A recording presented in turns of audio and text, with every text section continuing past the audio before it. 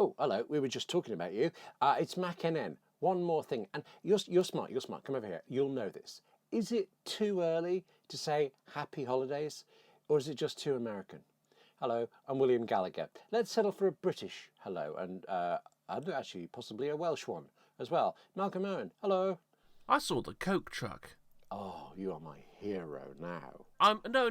Let me clarify. I've seen the ancient. They've reused it for the last 10 years. Coke truck advert on TV, and the first time I saw it was over the weekend, and I just felt in dismay because I saw it on TV and realised they're not putting any effort in again, are they? Okay, tell you what. Since it's you, because it's you, new rule on one more thing: no Christmas, no tinsel, nothing. Is it a deal? That's actually not a bad idea. Excellent. Let's start then with Christmas thingies of the week. Now, I asked you, Malcolm, 1 week ago, I asked you, and I relied on you, to think of a technology Christmas present that you could buy for someone you don't like. Because we've all got them. We've got the uncles, but you got to buy something. And maybe there are some people that you just want to spitefully buy. Send a subtext message. You're good at this. What have you come up with that's bad as a Christmas present? I'm worried that you said I'm good at this. Yeah, well, live with it. Yeah, okay. Yeah, I am actually quite good at this. When you said it last week, the first thing that came into my head was, is there a way of being able to get someone an Amazon Prime subscription? It seems like a good thing. It seems like a brilliant present. You're giving someone Amazon Prime, and it's got all the extra bits.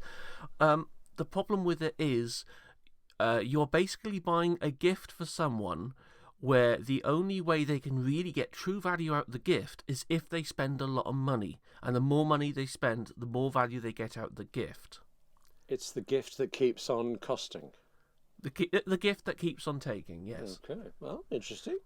Well, unfortunately, you cannot get, at least in the UK, an Amazon Prime specific voucher. You can buy Amazon vouchers, but you cannot get one just for Amazon Prime, which is really annoying. I did not know that. I've considered Amazon Prime. You can certainly get someone a voucher to the value of Amazon Prime, but you try telling them you must buy it, you must use it just on Amazon Prime itself. They won't do that. So, plan B, and this is the actual gift recommendation for someone you absolutely don't like. Many years ago when I worked in the call centre, I have experience of this. For a Secret Santa, we were told you have a limit of £10 and you could buy whatever you want for the person that you selected out the hat. Now, I bought someone a nice gift, just maybe over a tenner, and the person who got my name, they looked at me, they saw, well, it's someone with long hair, I know, I'm going to go to the chemist and I'm just going to buy some shampoo and conditioner.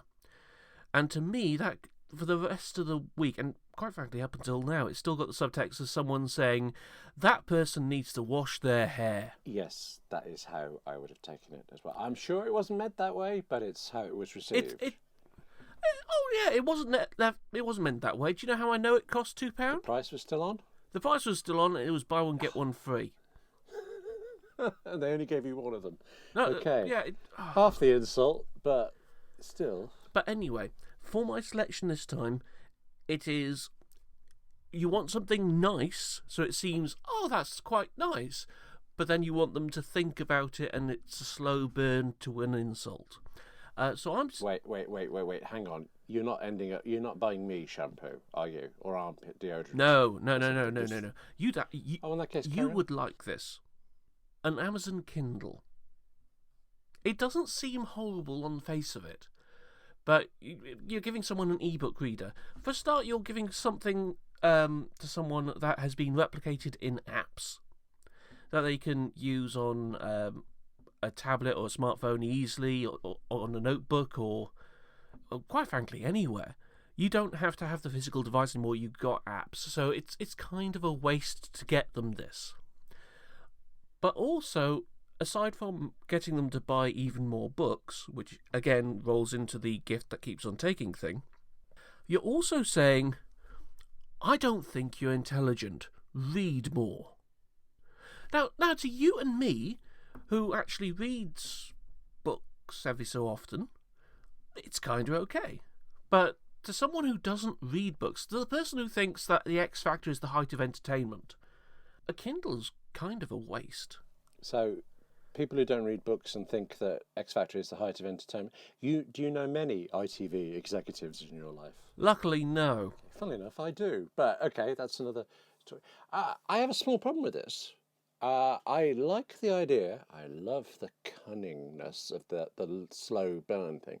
But actually, there was a point originally when I thought the Kindle device had a big advantage. You could read it in bright sunlight. And I think they've thrown that away now in trying to make the Kindle more iPad-like. And the iPad's just trundled on with the Kindle app as ever it did. So I would personally never consider a Kindle now. And I take the point about apps. I even think the Kindle app is a bit ugly, but I use it and stuff. So there may be, there are so many Kindles now. Surely there's one of them that is actually genuinely better in this respect to having apps and things. Is that right? Well, I think the original Kindle might be good for reading in sunlight, but the Paperwhite is a better option, if only because you've got the reading in sunlight, but also that backlight. It's not as bad to read at night because of that backlight compared to looking at a tablet, which is a much harsher light. Good point. I actually have sleepless nights now, and increased since I started reading on my iPad. But then I used to have nightmares all the time, so, swings and roundabouts. Really? Pluses and minuses. Okay, so is there a particular Kindle? I actually like the name Paperwhite. I don't know why. I just like it. So should we say for a person that needs to wash, you would get them a Kindle Paperwhite? Oh, I'll get them the Kindle. I wouldn't spring extra money for the Paperwhite. Oh, I know. You see, that's the difference between you and me. Because for me, the Christmas present, the thingy of the week, the Christmas thingy of the week that I would buy for someone I don't like is a PC. How much do you think this advanced operating environment is worth? Wait just 1 minute before you answer. Watch as Windows integrates Lotus 123 with Miami Vice. Now we can take this Ferrari and paste it right into Windows Right. Now how much do you think Microsoft Windows is worth? Don't answer. Wait until you see Windows Right and Windows Paint and to listen to what else you get at no extra charge. The MS-DOS Executive, an appointment calendar, a card file, a notepad, a clock, a control panel, a terminal, a print spooler, a RAM driver, and can you believe it? Reversi. That's right. All these features in Reversi, all for just, how much did you guess? 500? 1,000? Even more? No, it's just $99. That's right. It's $99. It's an incredible value, but it's true. It's Windows from Microsoft. Order today. P.O. Box 286 DOS, except in Nebraska. There you go. Never thought it was possible, but I'm actually being mean and generous at the same time. Well, this is the thing. When you say a PC, I want you to define further. Are you talking about the cheap excuses for a notebook that you could buy from PC World, or are you going to get a desktop for them? Wasn't really planning to spend that much time thinking about it. So is it just a general insult on PCs? Yeah, pretty much. So... Pretty much. Yeah. Okay. Yeah, well, yeah. I'll leave it there because we can go into an epic debate about it. But yeah, we need to save time for Android debates later. Mm. I'm all tapped out at the moment. I'm not actually going to buy anybody a PC because I've already bought a very nice Christmas thingy of the week, and I am recommending it. But it's just for, entirely science and statistical purposes. I chose to buy it for myself and to use it now. I actually can't remember when the Apple Magic Trackpad 2 and Magic Keyboard were released. I can't remember what you and I said about it other than, ouch, that's expensive. I've now gone through that pain. I've spent that money. I'm using them both, and I utterly adore them. Except, the Magic Trackpad is just remarkably hard to click on a document and drag it somewhere. So remarkably hard that we've actually written a pointers tutorial on macandn.com showing you how to do it. And the short version of that, do read the thing, but the short version is that there are cheats, there are ways to get around it, but in the end you're going to end up learning to cope, learning to live with this strange trackpad disability. And I actually genuinely got into the swing of it when I was writing that pointers tutorial. I could do it every time, but the next day it was like I'd lost molecular coherence in my fingers, just dragging anything took ages. You tap it to drag and it said it opens in Quick Look. You get a preview of all this stuff over and over and over. But I actually read my own instructions and pointers to get over that little barrier. Oh, and one more thing. I mean, I know that's a criticism and it's a failing, but I think I adore about these. Yeah, Malcolm, you must have seen this on all trackpads and all mice. There's a setting somewhere that you can choose how fast they go. And you look at it and you think, that's nonsense, isn't it? You just whack it up to the fastest possible. That's the way it's supposed to be. Except this time, it genuinely is too fast. It was like you just ran away from me. I felt when somebody's running, you jump on it to stop it getting away. That's what I was doing. It was practically a Benny Hill sketch as I tried to get the cursor to go back to the setting and to slide it down to medium again. It was, you had to be there, really. So for the good present this time, I would. You're looking at me, For the good present, I would buy someone an Apple trackpad, Magic Trackpad 2, an Apple Magic keyboard. Anyway, sticking to our determination to forget Christmas, let me tell you, let's discuss something that's coming up on macnn.com.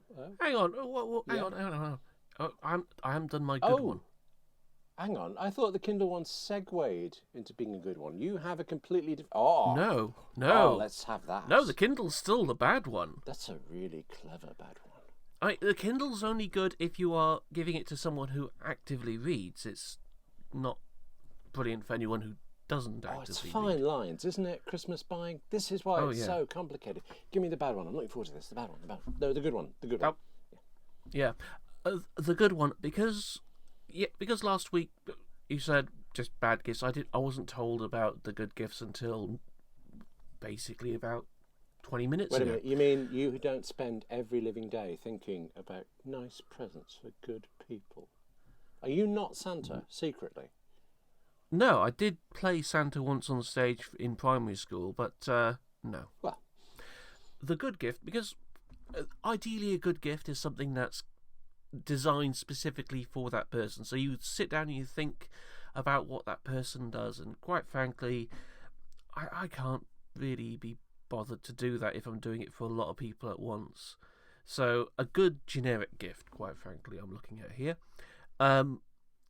It's a Netflix subscription. You can actually buy Netflix gift cards, which is a brilliant thing. I know it falls into the getting someone to pay more afterwards, but at least with the gift card, they can stop the subscription at its end before it gets to the point where they end up having to pay. But then again, what Netflix offers, quite frankly, is probably worth it. I mean, you're paying at least £6 a month and you're getting a stupid amount of content.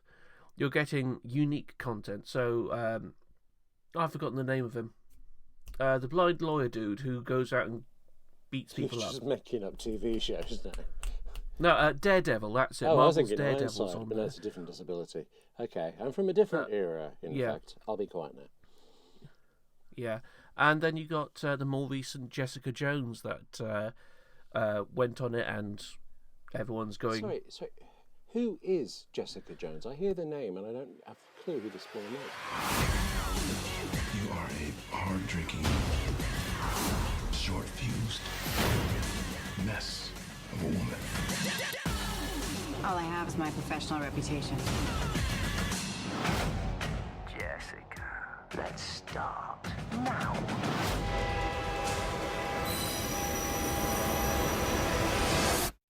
I don't know how you handle it. It's called whiskey.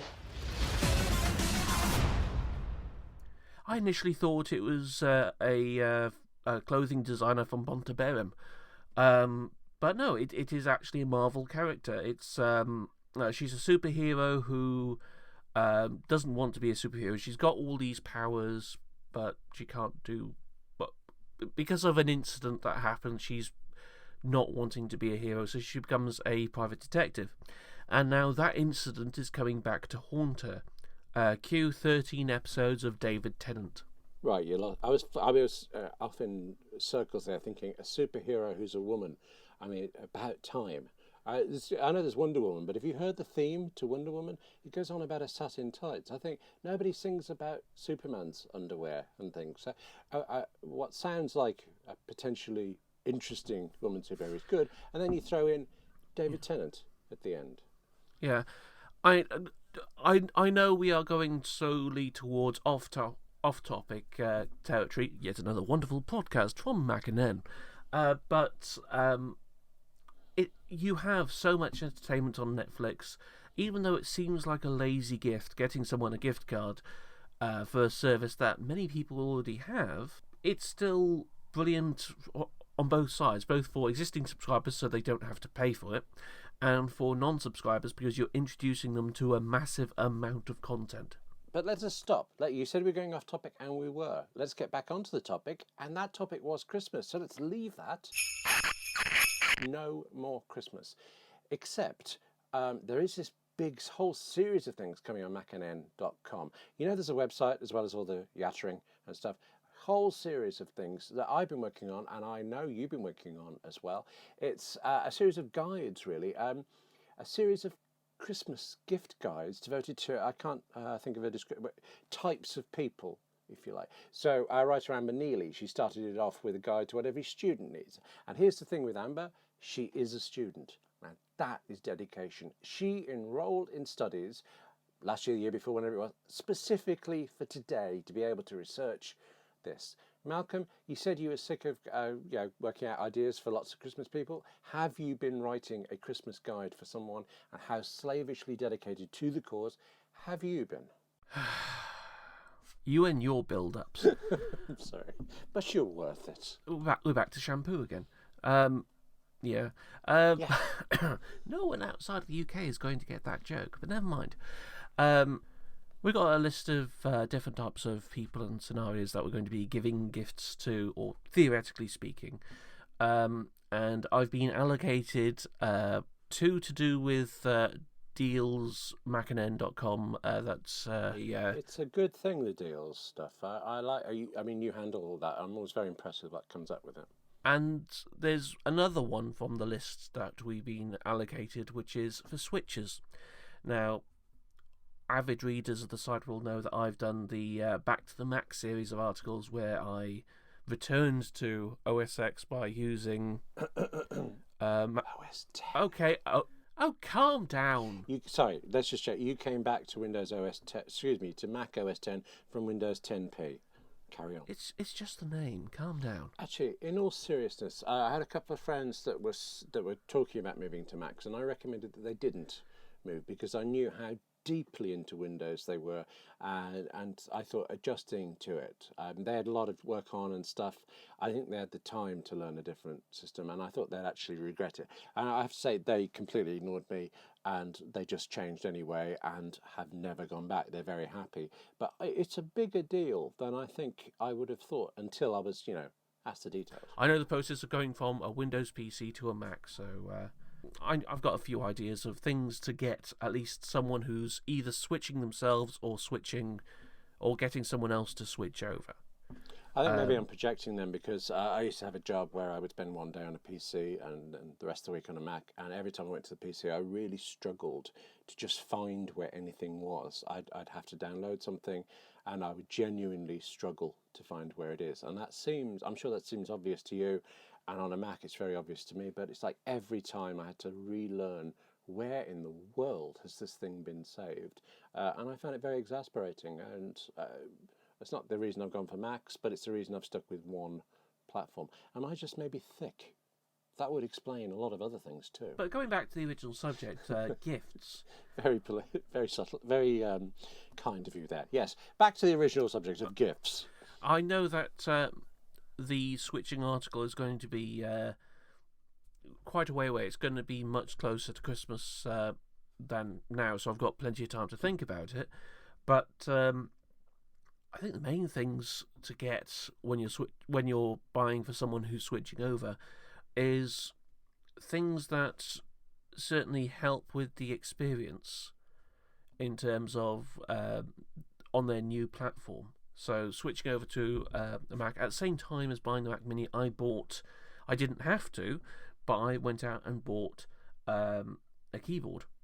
You know, the long, wired, old-fashioned, non-magic keyboards that looked like something you can beat someone to death with the amount of metal on them. I was actually going to ask you about that, about the keyboard stuff. I think that's a really good purchase for somebody. The worst thing you've got when you switch to a different system is you're looking at the keyboard, and it's the same keyboard that you're used to looking at, then you try using it in OS X and you're going, this doesn't work like it's supposed to.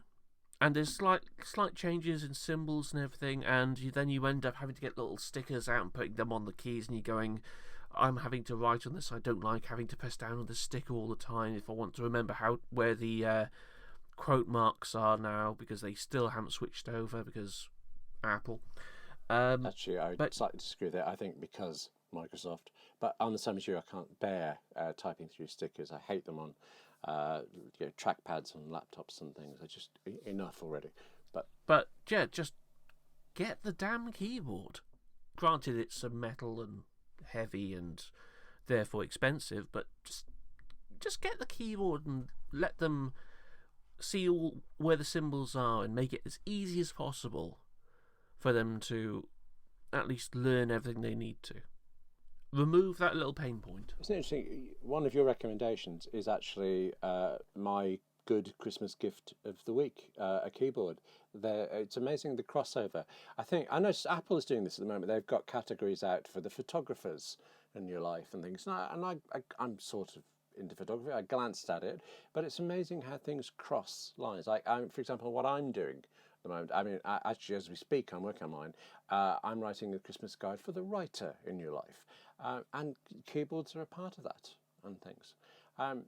Actually, let me deal with mine because I'm a writer, you're a writer. This is basically a list of stuff that you can buy me. So, Malcolm, if you could just make some notes here a little bit. Okay, that will be on macnn.com. You can just read it then and pick something nice for it. I'm going to be picking things like, certainly I think mandatory hardware, like keyboards, computers, also the kind of software, the things that you need to get the job done, the stuff that writers will love you for and that they will be using every minute thereafter. And also, I'm sure the same with you, the nice stuff, the extras you'd consider, because actually most writers already have computers. They already have word processors. Those are the little extras that will help them or just please them a lot. So that's actually what I'm going to do. But Malcolm, isn't this becoming a very commercial kind of one more thing?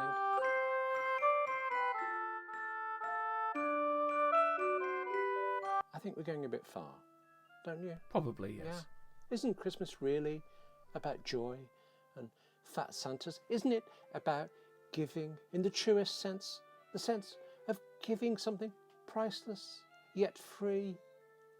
Cue WordPress, which has this week released a free update to its website software and now also a native Mac app as well. Introducing the new WordPress.com, an open source project that streamlines the way you interact with your WordPress sites. We are also launching an entirely new way to interact with your website, the WordPress.com desktop app. Get the full WordPress experience in a focused application that leverages the processing power of your computer. The new app and interface is not just for WordPress.com. If you host and manage your own code with a self-hosted WordPress site, you can connect those using the Jetpack plugin. The new WordPress.com. Together, we are democratizing publishing. Yeah, in truth, it's not really a Mac app. It's more like a web one that's been captured as it went by and locked up deep in your Mac. Or it's a bit like using Fluid to turn a website into an app. Or we think it is. That's what we understand, but we have a small problem. I run a self-hosted WordPress site, and this does work with it. I should be able to work through this app, but so far, got to tell you, nope. If your site is on WordPress.com itself, just away off you go and have a good time. If your site is self-hosted like mine and you figure this all out, let me know. I've done all the things they've said. I've pushed all the buttons they've said. It doesn't happen. Possibly this is typically WordPress though, isn't it? We keep saying WordPress is easy to use, but maybe we're just programmed like this because WordPress itself keeps telling us it's easiest to use. And when you stray from the path by even a pixel, it gets messy and it gets complicated. But hey, it's free and it's now a Mac app, and you can get that app from WordPress Significantly, you can't, at least at the time of us yapping, you can't get it from the Mac App Store. And that may change, but I wouldn't wait for that. Just go straight to the developer's site. It means at the moment then, the WordPress Mac app is not one of the, wait for this, 23,200 apps in the Mac App Store. 23,200.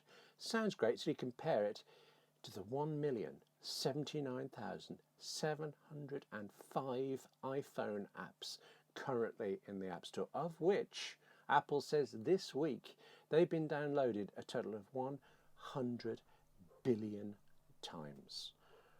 Is that not the most amazing figure ever? I've actually got more figures following this. No. I've got more figures. No. Hang on. Look, 100. They said this week. No, they didn't. Well, they certainly mentioned it this week over coffee. Oh yeah, so that's the thing. Certainly, it was a mention. Earlier this week, that Apple announced that they would be closing down iTunes Connect for between December 22nd and 29th, so that people who control the App Store have a chance to be able to go home and be with their families and do whatever they need to. But basically stopping developers from being able to submit or update apps during that time. As part of that announcement, Apple reiterated all the achievements, or some of the achievements, that developers had managed to do, including going past the 100 billion cumulative downloads milestone.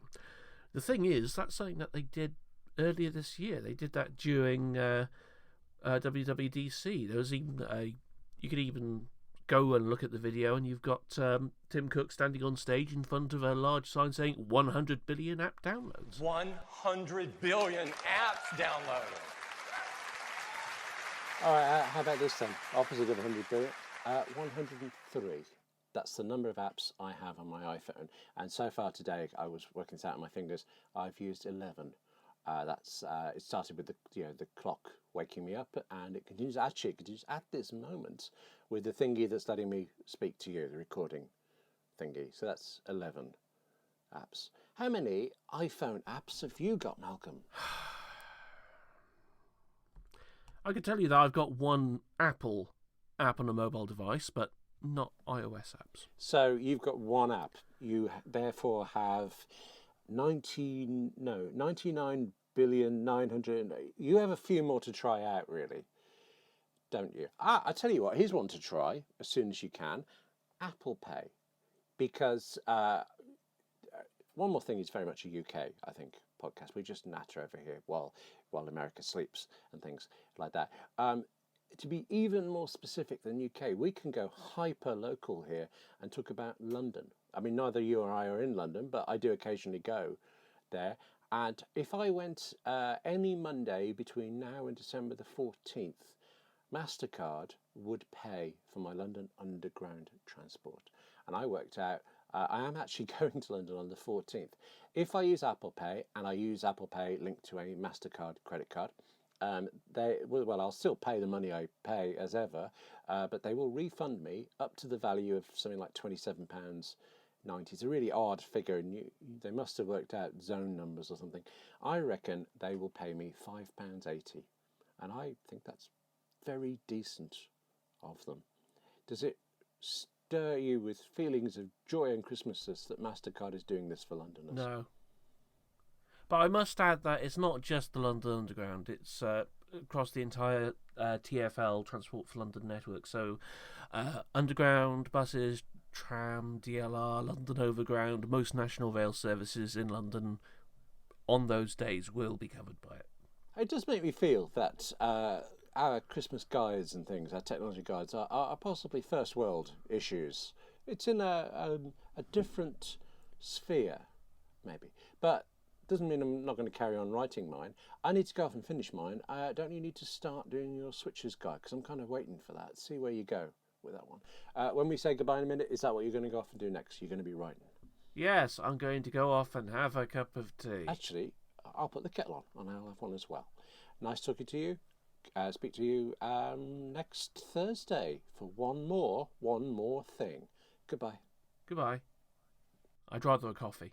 Except in Nebraska.